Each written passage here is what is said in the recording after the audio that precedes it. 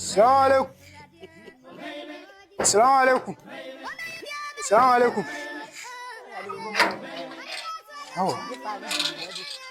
Au maye kai ne? Kai ne ka sake dawo wato san wai kawai irin mazzuciya ne. Kawai irin mutum ne. An ce ba a san ka ba a san ka. Kwanta so dole ne. A'a. Na ce ba na saka kamun talauci da yawa dole ne sai na soka. Yanzu idan ina cikin talauci ba kya tunanin ma wata rana Allah zai mu arzikin da ake dinga gani a cikin motoci da ake dinga. Ba za ka yi arziki ba gaskiya. Kullum a haka kake. Shekara ka kana a haka. Ko sai yanzu ka ce ba za ka yi arziki wani Allah zai maka arziki. To ba za ka yi arziki ba. Malam kaga karan ƙara ganin ka kofar gidan nan. Idan na ƙara ganin ka duk abin da na maka yi. Dan Allah ya ki wuce dan girman Allah ki taimaka mu mana dan Allah malam. Inna lillahi wa inna ilaihi raji'un.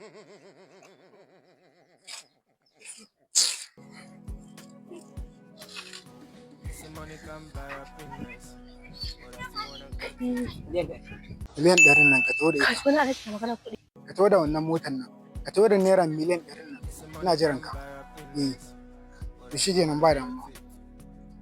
Ka taho ku taho tare da su. Gashi nan ana.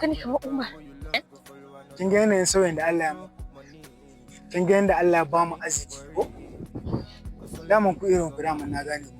Sai ku dinga wulakanta mutum akan abin da bai kawo ba. Wallahi bayan wannan rashin mutuncin da na maka bayan na koma gida wallahi ciki na yi wani irin tsoron Allah ya kama ni dan Allah kai haƙuri.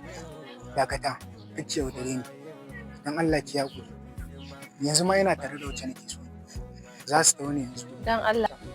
Dakata, ga wannan kayan nan da nake gani dai, su din ne dai a jikinki. Ba za ki ku dinga wulakanta mutane haka ake yi? Ba na kan nan ba ɗinkin samiki. Dan Allah kai haƙuri karkace a rawa. A'a, dakata. Ina da wacce nake so kuma ita zan aura. Yanzu ki ban akan nan ba ɗinki in ba haka ba yanzu zan wuce ne in kyale ki. In ba kiya so zan wuce in kyale ki. Haka kuke irin wayannan ku dinga wulakanta mutane akan abin da bai kawo ba akan abin duniya. To gashi na Allah mun arziki.